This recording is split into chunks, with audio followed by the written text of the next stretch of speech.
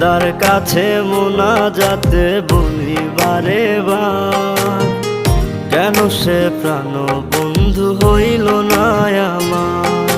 খোদার কাছে মোনাজাতে বলি বারে বার, কেন সে প্রাণ বন্ধু হইল না আমার।